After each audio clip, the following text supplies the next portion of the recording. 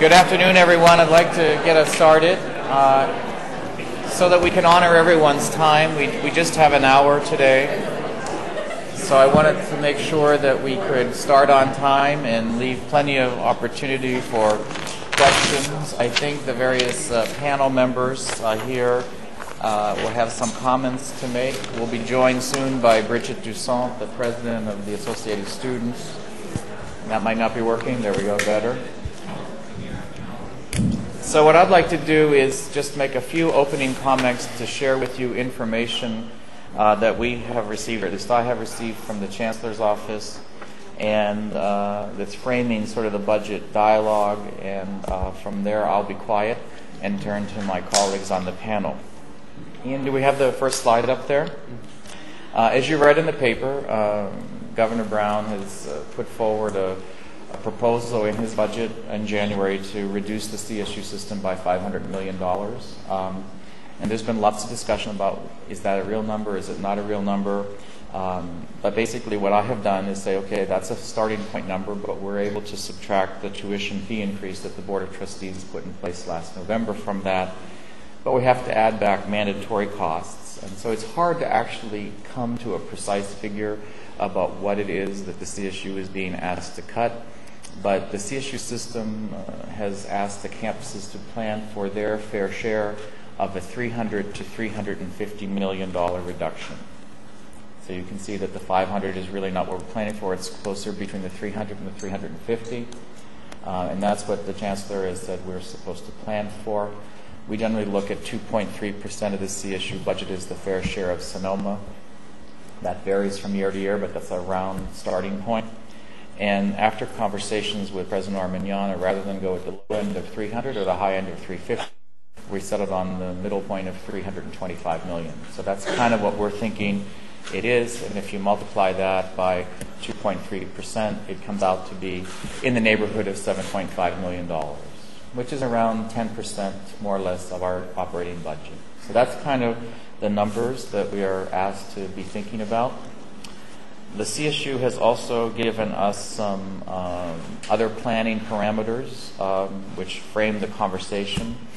The CSU has confirmed that the target enrollment for the CSU will be 7,450 FTES, which is pretty similar to the target enrollment or what we're actually teaching today. So even though we're reducing 7.5 million, we're supposed to teach the same number of students. Second planning parameter for our campus is assuming a freshman class of around 1,800 students. That will be the largest freshman class we've ever had. We have about 1,600 this year, but planning for around 1,800 in the 11-12 year. Our planning parameters were to assume no furloughs or mandated salary reductions. If there were to be furloughs suggested or mandatory salary reductions of one form or another, that would all come at the CSU level, and it would have to be negotiated with the collective bargaining union, the various represented unions, as well as the trustees for the management personnel plan. So we don't have the authority here to discuss those things as part of our planning parameters. We've also been told not to project any further increases in the tuition fee, the state university tuition fee that the trustees raised last November. As part of our plan, we're to comply with what they're calling prudent debt service coverage ratios for those campuses who have debt, and we're one of them. We have to make certain that we honor our bond covenants. And finally, the CSU has said as part of our planning process, you're allowed to consider the use of one-time funds, but if you do that, you have to come up with a permanent solution to the problem once the one-time funds go away. So those are kind of the givens at this point. On the next slide, it shows that the 7.5 people are saying is probably the best case scenario. And it's assuming the various tax extensions are approved by we, the voters, in June. If it makes it to the ballot, Andy might speak to that a little bit more. And then people are wondering what happens if the election doesn't make it to the election or if it fails in June. And there's wild speculation on what that might mean for CSU, but you're hearing things that the cut could double from 7.5 million to 15 million if the thing does not pass in June. So it's a daunting task. There are some guiding principles that I have suggested. These are just my guiding principles, so I'll put in my 2 cents worth. and then I'll shut up. But these are things that I think we should consider as the campus chief financial officer. And the first thing, since it's important to health and safety, is that we should do everything in our power to maintain the public safety of the campus. We have some 3,000 students that live with us, 1,000 employees come to work here every day, and we should not take steps to compromise the safety of our employees and our students. Basic thing. Second, and probably equally important, is to try to teach those 7,450 students with the highest quality possible. That would be to try to minimize where it can be impacts to the direct instructional program and provide course sections necessary to teach those 7,450 students. Third, they're not necessarily in priority, but they kind of do flow. We can't, in my opinion, just my opinion, diminish the services to the students. Students come to rely on a variety of services, whether it be counseling services or health services or a variety of different types of student services. It would be important in a budget plan to minimize or try very hard not to disrupt those services. Fourth, we have made obligations to bondholders, people that have lent us money. To me, it's important to honor the commitments that we've made to those bondholders. And finally, as members of the university community, not so much the students, but we, the employees, have been given the responsibility on behalf of the people of California to safeguard their assets, their money, their buildings, their grounds, their operations. These are sacred assets of the people that we should try our very hardest to protect. So those are principles that are in my head. That's all I really know about the budget as we speak today. There is a meeting that I'm going to tomorrow of business officers, so more knowledge may come. Dr. Armignana is in a special meeting on Wednesday with the president. He may have more knowledge. When he returns, we've scheduled a special meeting of the President's Budget Advisory Committee next Thursday so that we can digest some of that information if there is any new information. But that is the extent of what we know at this moment, except one other point. President Armignana has made, in addition to one of these guiding principles, the President has another one, and that he wishes to do everything possible to avoid the but the layoff of permanent employees. So he's still holding fast to that measure, and I think he would also add to try to protect, to the extent possible, the employment of our temporary employees. So that's what I have to say. Maybe I'll turn to my colleague John Wingard, the chair of the faculty, for his comments. Then maybe. Okay, is that on? There we go. Okay. Okay. I just wanted to speak. I think everybody here at this table agrees that these budget cuts are going to be quite difficult. But I guess what I think is important is that we recognize that there are two key issues: quality of education and access. And we can't treat those as a trade-off. Maintaining high access only by reducing quality. So I think it's important to remember what the core mission of the university is, which is education. And I like to sort of think of an analogy with the body. If anybody who's ever been exposed to very severe cold knows that as the body comes under stress, it starts to sort of withdraw blood from the hands and feet to protect the core organs, because without life, then obviously there's no need for the extremities. And so I sort of think that as we go through this process, we have to think very carefully about what the core values, what the core mission of the university is, and not necessarily withdraw resources from the extremities, but maybe in some cases we may have to defer spending on certain extremities. But I think we need to be very cognizant of what's central to maintaining these ideas of access and quality for the education of our students versus what are those things that certainly we don't want to do away with. I mean, obviously our hands and feet are essential, but maybe we can sort of withdraw a little blood from those for a while to survive the worst part of the stress. So I think as we make these decisions, I think it's good to keep those ideas in mind. You know, what is essential to maintaining access and quality, and what are those things that we would love to provide, but maybe during these times we'll have to pull back on just a little bit. And or Bridgette? Bridgette? We're going to go to you. Great. takes 3 seconds. There we go. Well, as everyone knows, the associate students gets their revenue in a different format, so it's per student fees, and if the enrollment target is what it is projected to be, then our current activity would stay at the same. There are no plans to cut any of our programming or services, but to stay at the same activity as that we were at currently this year, at least for the next 2 years. So fortunately for us, we're kind of looking better. We are expecting to receive requests from more clubs and organizations, as well as departments. Currently, we partner up with a lot of departments to provide extracurricular services such as lecturers, speakers, activities, conferences, etc. And so we are anticipating more requests, but maintaining our level of support for different entities all over campus that focus towards the students.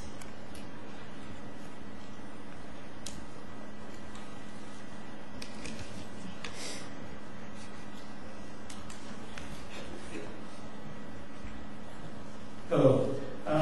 I had a couple of observations on Larry's opening remarks. And first, I want to agree with John. I think we all understand that the situation is bad. I also want to make it very clear that the California Faculty Association, representing the teaching faculty, the coaches, the counselors, and the librarians, are certainly interested in working with everybody to minimize the negative impact of these draconian cuts. But that being said, there's a couple of points that Larry made that I'm not disagreeing with, but these are what Larry may be hearing, but I disagree with certain words. Like he said, 2.3% is the fair share of the cuts that the Sonoma State University should take of the $325 to $350 million cuts. That's working on the assumption that the Chancellor's office, which is the 24th campus, because the Chancellor's budget, operating budget, is approximately the same budget as operating Sonoma State University. In fact, it's a little higher, and take into consideration that the Chancellor educates exactly nobody in Long Beach. So there is money to be found outside of the cuts, that the Chancellor has mandated that the individual campuses have to suck it up because he's unwilling, is something I think you as members of the California State University community ought to think about very, very seriously, and maybe get your message out to the legislature or others that what we need is allocated cuts. If you trust this Chancellor to make cuts with the primary consideration, quality education and employment of the people who do the work, you are going to be disappointed, because we've been disappointed for 13 years. And as Larry also said, there is no discussion at this point, at least at the bargaining table of the California Faculty Association, which is currently the only unit, the only union in direct bargaining at the moment, of furloughs or salary reductions. The only reason those terms have come up is the Chancellor has talked about furloughs and cuts by shooting off his mouth publicly. So this is not coming from the management on this campus. This is not coming from the management at this point at the bargaining table. But any negatives you hear do come from him. One place where I do disagree with Larry, and I've been disagreeing with the CSU for many, many years, is when they talk about, when you're talking about bridge funding, but you're going to have to figure out how to put it to the base. That's working on the assumption that Sonoma State or anybody else in the California State University has a base. The base suggests that there's a permanent funding. And if there's a permanent funding, we shouldn't have the kind of fluctuations we have every year. I understand Larry's position, and I understand his problem, but sometimes I think it's what we have to realize is that our funding in the CSU is always fluctuating, and it fluctuates more on the whims of the legislature, the governor, and the efforts or lack of substantial efforts on behalf of some people in Long Beach. So those are a couple of first thoughts. Larry said something about maybe I would have a couple of additional thoughts on the upcoming special election on the extension of the fees, or the extension of the taxes that the governor has. As many of you may know, the governor said that he wanted to have a ballot measure ready within 60 days, and the 60 days ended about 5 days ago. We don't really need to worry about the 5 additional days, because that was a number that Jerry Brown kind of pulled out of his hat. And for those people who have been watching Jerry Brown's career for 35 years, he's absolutely brilliant, but he has the attention span sometimes of a somebody with attention deficit disorder, an IQ of about 300 at an age of about 8. So when he talks, sometimes you have to kind of plug that in. I think more realistically, if we're going to have an election, and this I'm talking here as a political scientist with some knowledge of the California political system, probably we have until about the end of March, approximately. One of the things they're trying to do is line up the California statewide ballot to line up with the ballot that is going to be in Los Angeles County, because it would be tremendously important to run 2 elections in Los Angeles County. I really want to support Larry absolutely on the importance of supplying certain vital services to the students, most importantly, health and counseling. The healthcare issues are preeminent. Other services have to be cut. I would prefer that they not come from bigger classes with fewer faculty and lower quality of education. Those are the other absolutely fundamental ones. But you cannot do without adequate health care and counseling for the thousands of students that we have each time.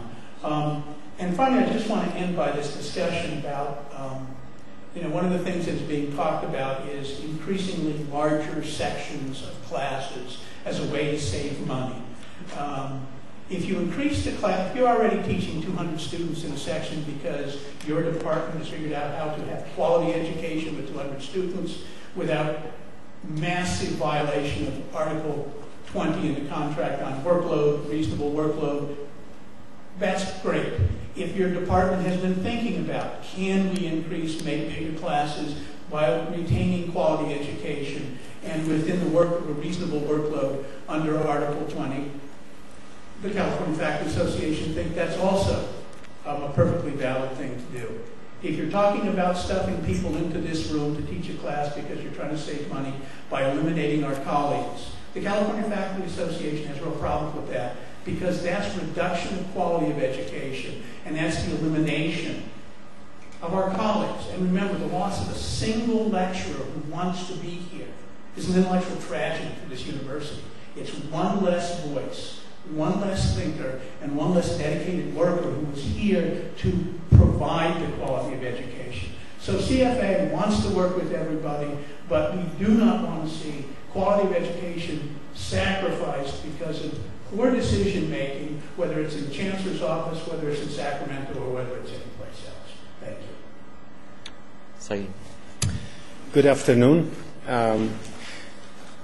I think one common theme that everyone agrees on is the cuts are enormous. So the question is, within the constraints that were mentioned, how do we achieve these cuts?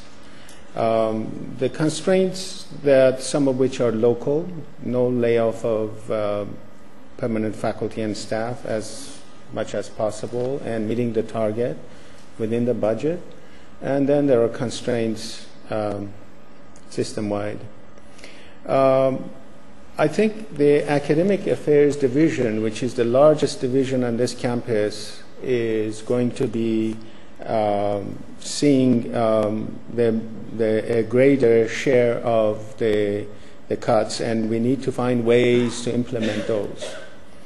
One thing that is very important to our division is the process. So the question is, how are we going to do or take any of these steps that people are talking about in terms of cutting the budget, the base budget? We have put in place a process that includes a newly formed academic coordinating committee that previously used to be called the JCAP, Joint Committee on Academic Planning. The reason behind the name change is that now this committee includes not only the academic affairs, the provost office staff and academic affairs, the deans, but also it includes the chairs of the standing committees of the Senate, as well as the past, present, and future chairs of the Senate. I think utilization of that committee is very important in how we make decisions. Therefore, just to show you a process and how it flows, suggestions coming to us or things that we are thinking about at the Provost office will be shared with the deans at the Academic Affairs Council, and then going to the ACC, Academic Coordinating Committee. And that committee is a think tank, in my mind, that will be evaluating the validity of the suggestions, and then any recommendations coming out of that will go to the usual bodies, that if they're curricular related, obviously APC, EPC, and the Senate are involved. And on other matters, then we will all listen to each other and make decisions. One thing that is certain is that we need to make the cuts, and another certain thing is that if we go with the usual formula, then the Academic Affairs Division, I think it's well understood that we will not be able to make the cuts in that fashion while keeping the quality inside and serving our students and meeting the target. So in all, we have looked at a process that includes 4 different types of initiatives. One is cost cutting at the present level and activities that can be reduced. The details are being discussed with the deans and others. The second is curricular changes and improvements. This is maybe portion of it is short term, but majority of it could be long term. As you heard, we can transfer some or roll over some of the existing funds to next year, but eventually we have to make the cuts at the base level. And the third is revenue generation, and that includes a number of exciting things that we can do actually. And I think this campus needs to pay attention to that more than before. And the fourth category is organizational changes across the campus that obviously is not limited to the academic affairs, but wherever we can, we should take a look at how we can run our business more efficiently. So these are the 4 categories that we are looking at. In all, I see no choice but to increasing some of the class sizes that we have. The student to faculty ratio of Sonoma State University at this time is below the average of the CSU system. That needs to be raised. A few years ago it was higher.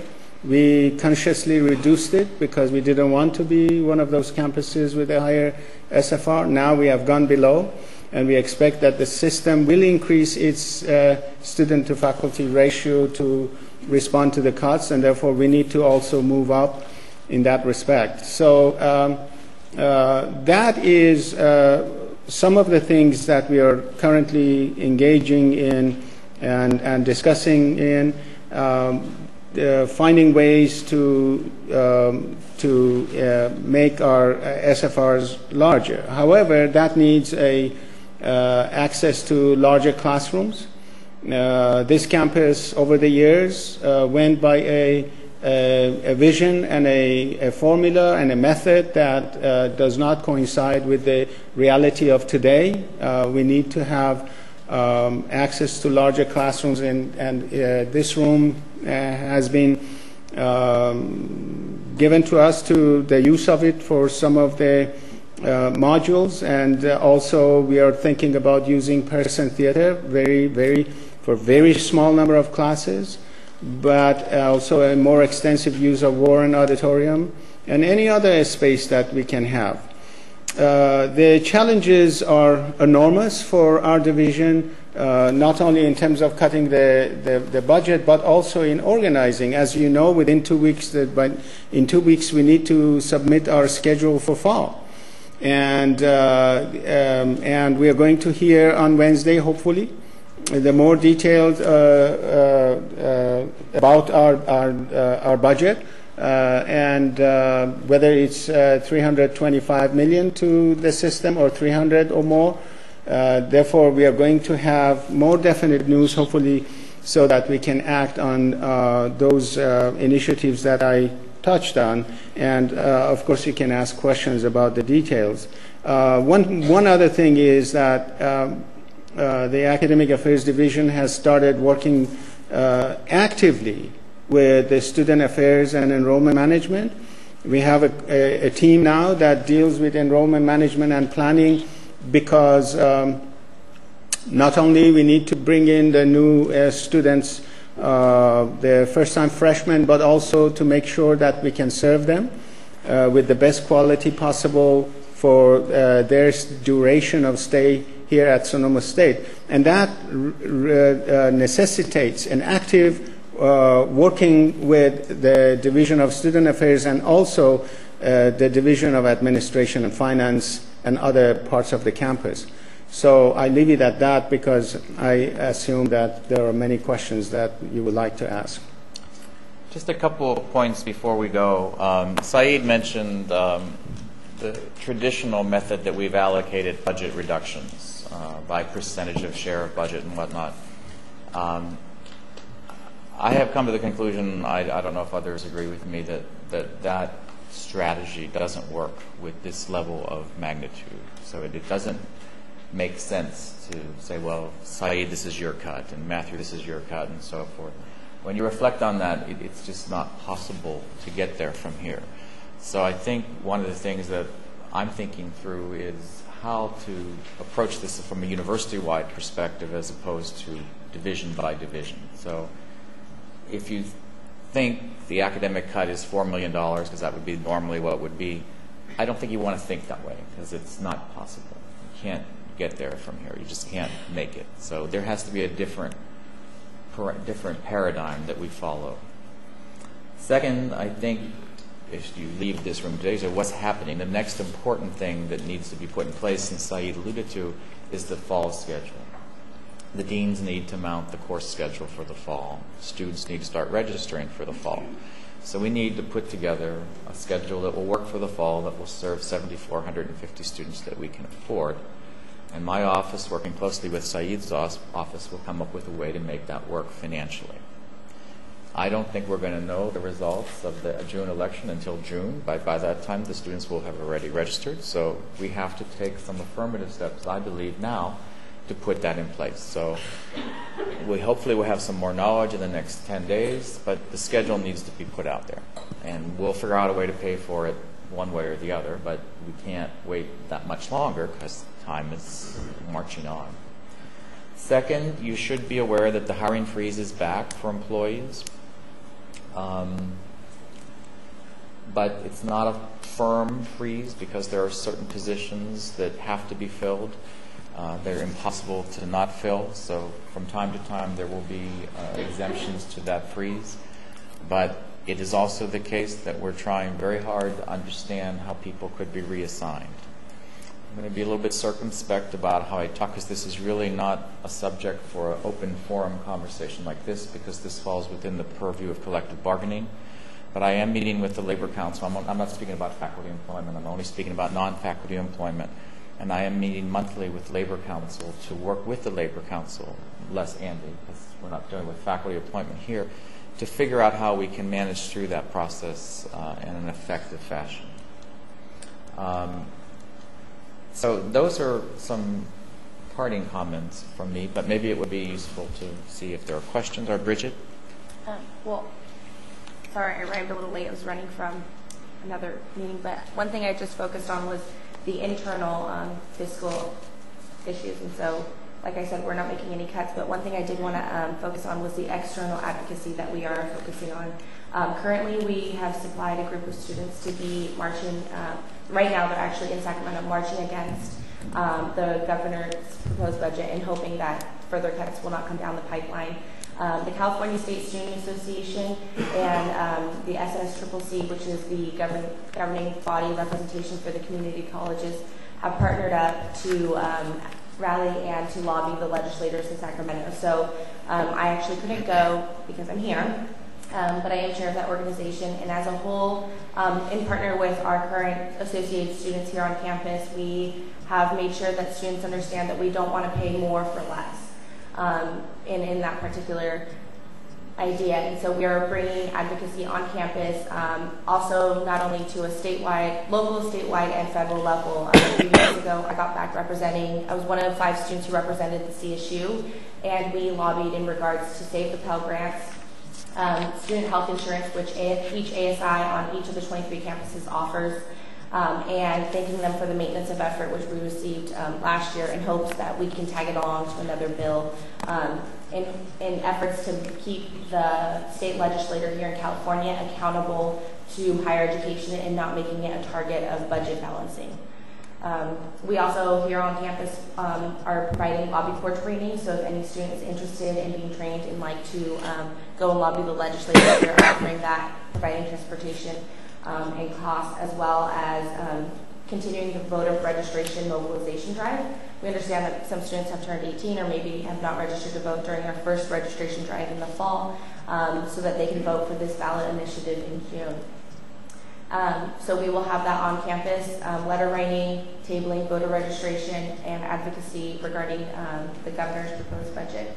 So if any student has any questions or is interested, or if you can spread the message along to the student body, since some of you do have more contact on a daily basis.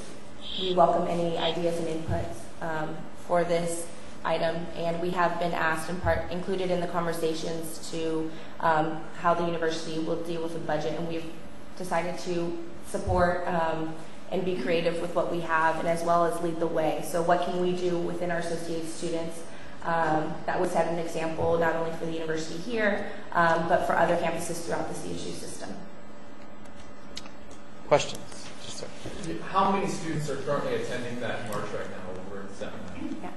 We originally were supposed to have a bus, and we were having a hard time filling the bus, so we had to unfortunately cancel the bus, and there's now 2 car full students. Last minute, more students asked to attend, but we couldn't get another car full, so there's 10 students on behalf of Sonoma State University. Last year we did bring a bus. This year, unfortunately, it was harder to get more students to commit or allow for excuse time from classroom lecture time to attend. So we will be bringing more students in the future and later on throughout this month and next month to local offices and back to Sacramento.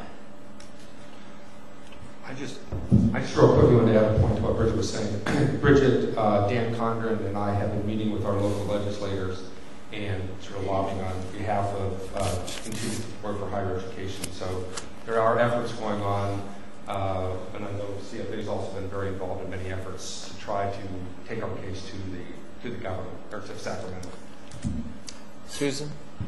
Yeah, I have a couple of questions. The governor's comments have generally been directed towards maintaining access to the higher education for our students in California, based on the premise that we have an earning potential here on campus through our enterprise activities. I'm wondering, first of all, if any of that money is planning to find its way to backfill classes for students.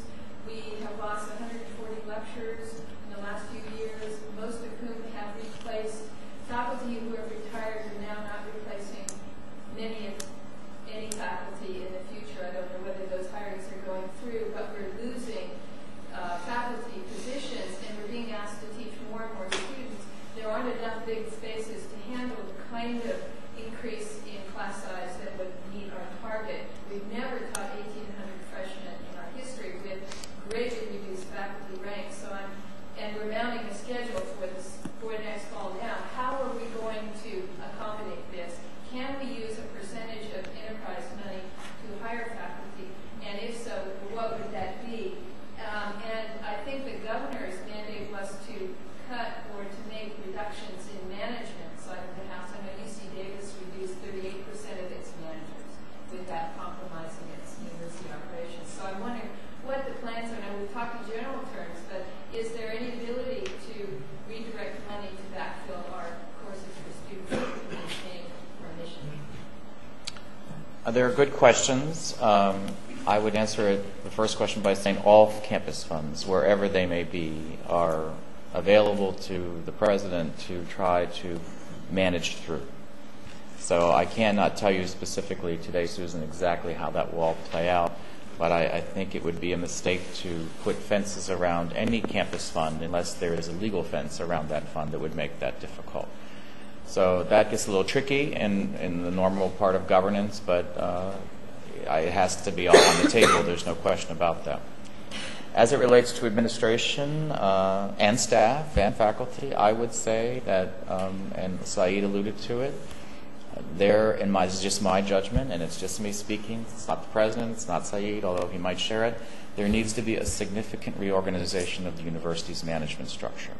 We have got to figure out a way to run this institution with less people in the managerial capacity. So a plan that will come forward at some point, you will see, will more than likely reflect a rather altered form of organization. It's difficult to talk about that because it affects people's lives, but it's no secret that that's where you start, and I think you will see something like that. Whether it will meet with the approval of everyone is a different question, but I do think that we have to really rethink the way the institution is structured and how it operates. I'm not as familiar with UC Davis, but I think the governor's message is clear. It's quite clear he wants us to lower the cost of running the university. He specifically talks about administration and instruction. Instruction gets at quality, so you have to watch that one. So it leads to look at some other areas. And so, yeah, I think that's going to happen. Now, I'm not in charge. I'm just going to say I think that's something that would have to take a look at. Do you want to echo that? Or I would like to add to that by saying that we cannot leave any stones unturned because the size of the cuts are enormous. Therefore, every unit will be affected by this, and that also is includes the academic affairs and the way we are delivering our instruction. We need to use technology better and more, and in ways that ensures quality. And it can be done, others have done it, and so that's one part of the solution, maybe a small part, but what I'm trying to say is we cannot leave anything and saying this is too small, it won't help us. Everybody needs to jump in and help. Scott? I am puzzled about the 800 students number and the FTES target. The last time we had a bad cut, and this one is worse, the system together decided to reduce the number of students. So two-part question. One is, I'm out of touch a little bit, I'm sorry to say, so why did the system not make that decision? Second, 1,800, how did we get to that figure and who made that decision? Sure. The first one is Governor Brown pretty much in his budget message instructed that the CSU should not reduce its target enrollment from 339,000 FTES, which translates to our 7,450. There are some negotiations underway between the CSU and the governor's office. I'm not sure where they stand, but Governor Brown did not want to reduce access to students. So that's why the targets, Scott, pretty much stay where they are. In order to hit 7,450 in an enrollment management discussion, we feel we need to be at around 1,800, 1,750, 1,820, somewhere in that range to make that target. So normally you're right. Normally there's a response, lower money, lower enrollment. This governor says no. Figure out a way to do it for less. Am I speaking correctly, Andy? Yeah. Sorry. One of the things about Governor Brown is, you know, people have already talked about how he's taken the cell phones away from so many people and all those things. And it's not entirely symbolic. Jerry Brown is a cheapskate. He's always been a cheapskate, and he thinks that we can run things on the cheap. The good thing is, as Susan Moulton pointed out, is that he really, really dislikes what he sees as excessive overhead. Fortunately, and I'm speaking here as both a faculty member and as a union person, he thinks the people who actually get up every day and do the work, whether it's the staff in the offices or the people who keep the grounds or all of those people, are not overhead. He thinks those are the necessity of doing business. But Larry's absolutely right. Jerry Brown, the reason he doesn't want to raise fees, we already raised fees on the students twice this year. 5% for this semester and 10% for next year. So that's already been done. But he basically believes that you can cut overhead costs. He did say, by the way, while he was running for governor, that he thought he could run a CSU for $100,000 a year salary. I'm not sure that if Ruben were here, we'd agree to that. He thinks 340. There are some things, just to give you some sense of what we're thinking, that might put some more meat to the discussion. I am seriously getting ready to recommend to the President that we eliminate all reimbursement for cell phones and personal devices. That's a controversial thing. It will tick off a lot of people. I don't exactly know how much money we're going to save. I've asked Letitia to do a query in PeopleSoft to tell us that, but it is a proposal that you'll see coming forward from me that we eliminate those. You'll be amazed at how many reimbursements we make in that area. Second, I've talked to the Labor Council, so I'm not violating the agreements. I'm going to propose that we go to the 4-10 summer schedule, 4 days a week, 10 hours a day to save utilities. This is another concept that's on the table. Jason Wenrick, our CSO, tells me we have 1,800 telephone lines on the campus, landlines. People aren't using their 1,800 landlines, and each landline costs money. So can we reduce the number of landlines that we have, since so much communication nowadays is done via the internet? These are some of the ideas. Some of them are don't save a lot of money, but they're important statements to make, because the world has moved on. We used to be, when I first came here, on the 410. Some people liked it, some people hated it, but as Christopher Dino tells me, it will save us $150,000. So I want to look at all those kinds of issues to figure out if there are ways that we can make that happen. It's tricky to get into too much detail because we calculate that about 86% of our resources are tied up in human beings. And so when you start talking about that, it affects people's lives. And so you want to handle these kinds of discussions with as much sensitivity and dignity as you can, because you don't really, it's just the right way to do it. So I'm not going to get too much into detail here, but I can assure you that Saeid and I have spent many hours together trying to figure out, could we do this, and what would happen if we did that, and could we rearrange it this way? All of them, well, not all of them, some of them are slam dunks, but some of them are controversial. Sharon? I was happy to hear that you said that we're going to be taking a look at everything. Yes.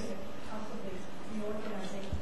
And I would like to really second the issue that was raised by one of the speakers, that we can't reduce student services, particularly in the areas of health and counseling, because one of the things that's happening with the economy the way it is and student fees going up is the pressure on students is phenomenal, and we don't have really enough resources right now to deal with student crises.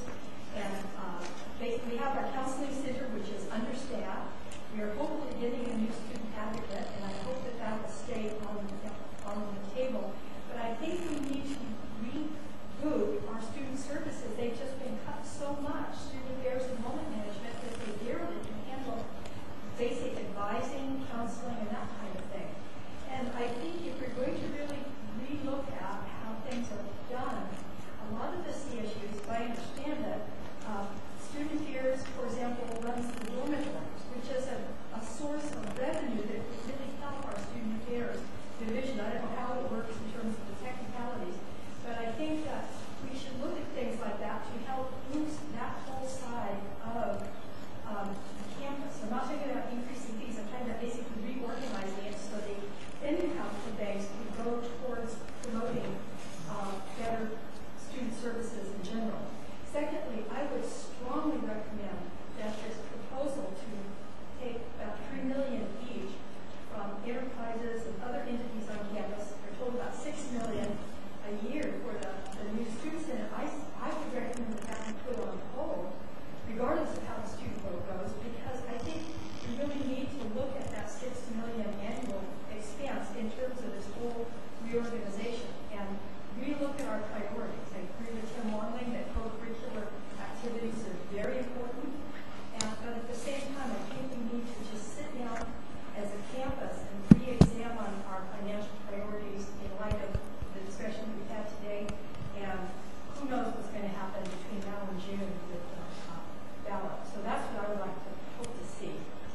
Well, on the student side, I actually agree with you that not only do we have to try to protect student services.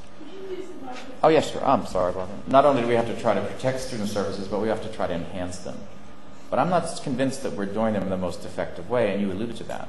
Through re-engineering, reimagining, reorganization, refocusing, are there opportunities to make those dollars stretch further? I think it's something that really needs some hard looking at.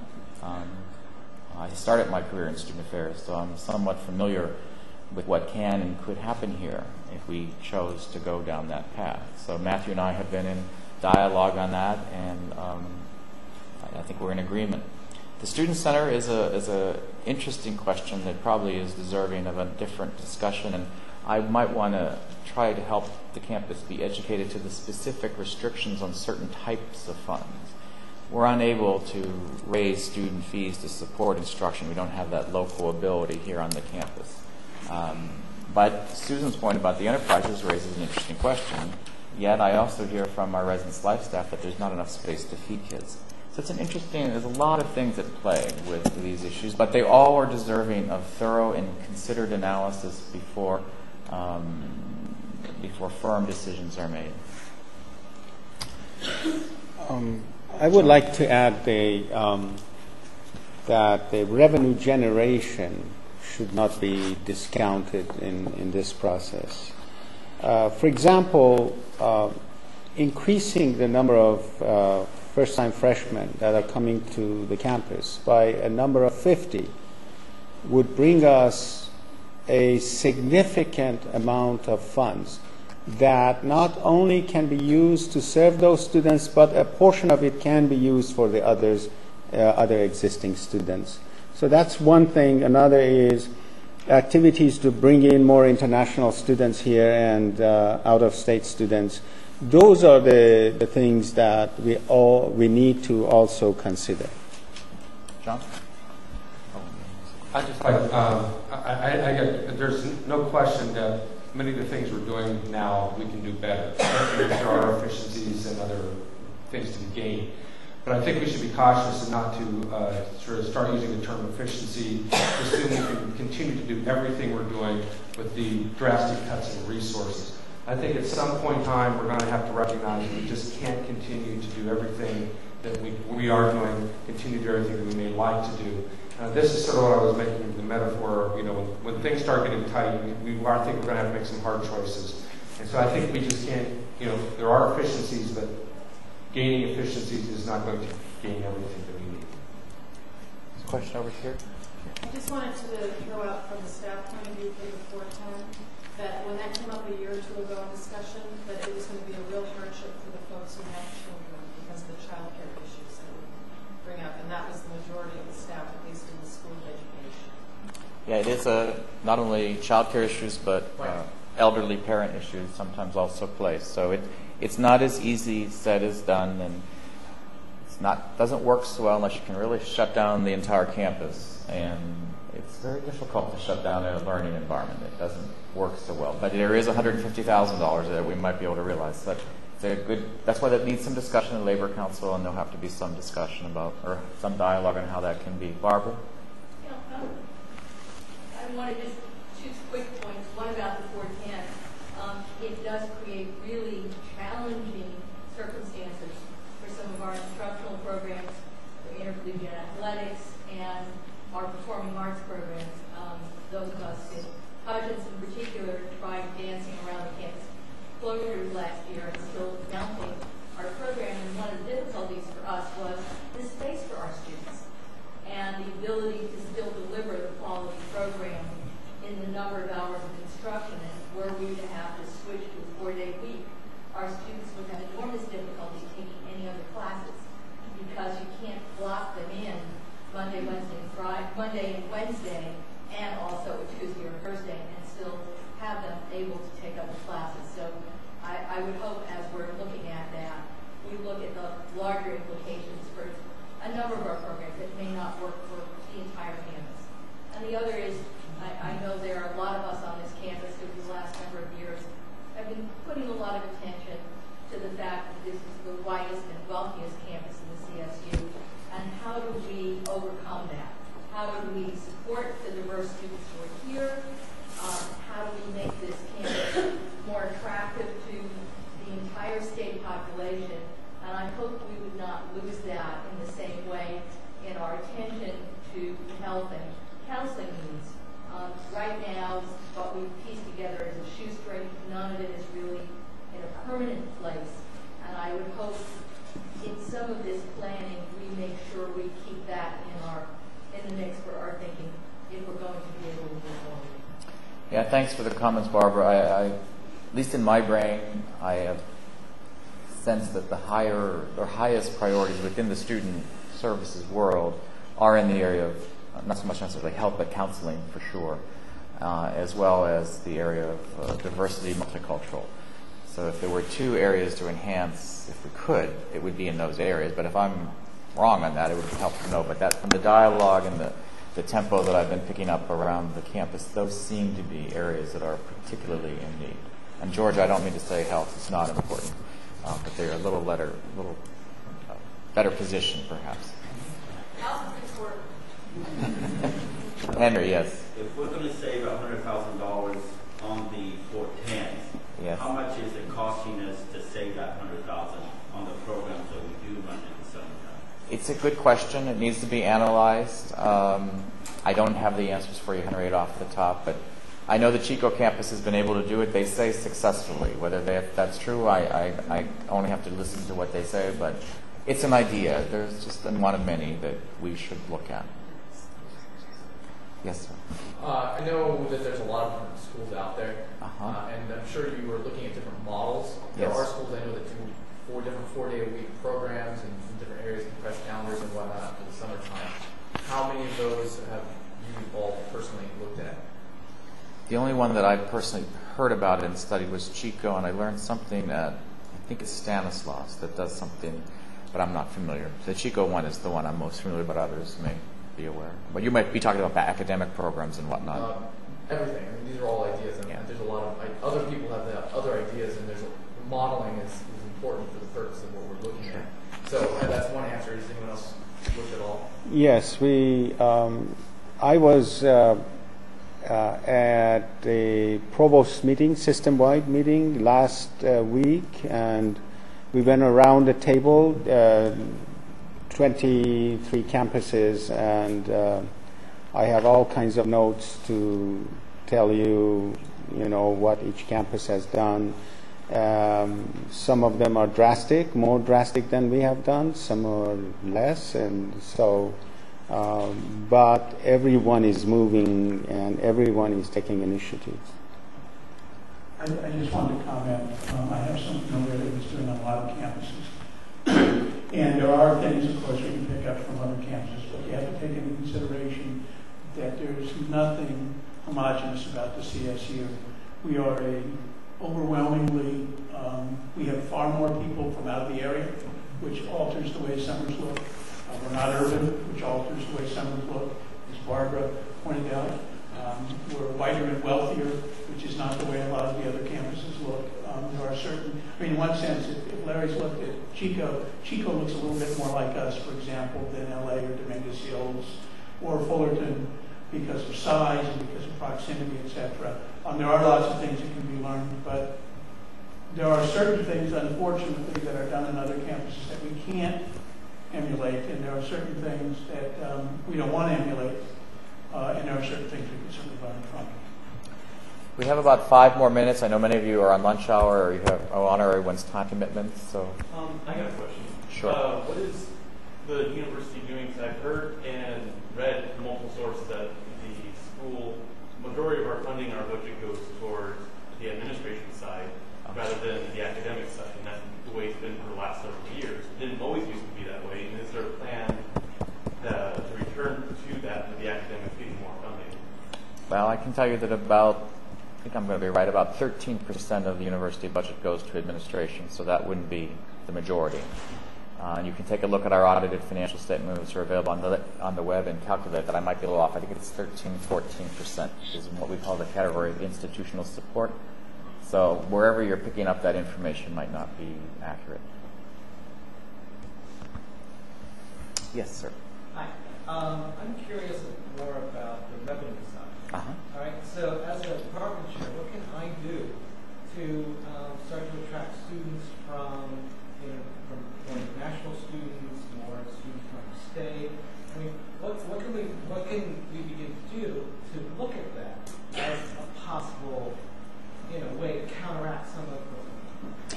Thank you for asking that question. I just want to preface that by saying, and I would never have said such a thing in this room if it wasn't for the president of Washington State University, who gave the most outstanding talk on facing the budget situation of Washington, which is as draconian, which is as bad as the rest of the United States. But I encourage everybody to go to the University of Washington's website and check it out. But anyway, that's right. Exactly what we're doing. I think we have shared a template of a letter with the deans to be shared with their department chairs. These letters are to be sent back to the Student Affairs and Enrollment Management Division so that they can send it to all the applicants or students who have been admitted so we can actually increase the yield rate. Therefore, that revenue, bringing more students on campus with a marginal cost, that will be very important for us. Everybody needs to try to increase the yield rate that we have right now. And the other part of it is in terms of international students and out of state. We are putting a process together. We are working with the deans, and pretty soon we are going. You understand that's not something we can do overnight, but and then there are other things involved in it. So we are going to be communicating with the chairs and the faculty how to go about that. I'm going to jump in and let you know that I have to be in Santa Rosa in a short period of time, so I'm going to push off. But my office, certainly, and I'm sure Saeid and all of us want to continue these dialogues as we go through the next weeks together. But by no means should the dialogue stop just because I have to push off. I'm sure Saeid, John, Andy, Bridgette can do that. But thank you very much for the good questions and for coming. I'll see you all, but the rest of you. I wanted to partially respond in part to the idea of bringing in students either from outside the United States or from other states. Obviously, that's really good from the standpoint as long as the primary reason for bringing in students from out of state or students from outside the United States is quality education. If we bring them in just as cash cows, we're going to start cutting corners, and we're going to start losing out what we're trying to do. The reality, and also if we bring in those students at the expense of the students of the state of California, we are doing a great disservice to the state of California. So if the students are add-on and they are here for quality, I mean, it is true that if we become too insular, it's sort of like interbreeding. It creates idiocy. And so bringing in people from other states would give us a little bigger outlook, sort of like as Barbara McCaffrey says, if we brought in students that didn't all look like John and I, that might also be useful. But we do have to remember that the primary reason we're here is for quality education, not just to figure out some way to make a few bucks to keep it going. So everything must go back to that, and I do applaud. It's great to have students with a different perspective than a Californian. It's even greater to have students with a perspective other than white California. So we should be doing all of those things to encourage diversity for the value of the quality of education. But we don't want to go down a slippery slope, whether it's through that or through things like some extended education to figure out how do we convert to a private college. And this private move towards privatization, which is very popular with the chancellor, is not beneficial to California, it's not beneficial to the students, and it's not beneficial to the people who work in the CSU. So we need to be aware of the pitfalls of bringing in additional people as well as the great possibilities. I have time for a couple more questions, if anybody has one. Yes. Yes, I've been on campus now for 10 years as an OLLI student, and it always amazes me how nothing happens here on Fridays. I mean, almost nothing. To tap the plant and use some Fridays for some of these educational issues we've been talking about, I don't know why we don't do it. When I was an undergraduate, we had Monday, Wednesdays, Fridays, and we had Tuesdays, Thursdays. And then everybody gets a 3-day weekend. So, that's my 2 cents. Good point. More questions? I was just wondering how much of the total budget actually went to How much the total budget actually goes?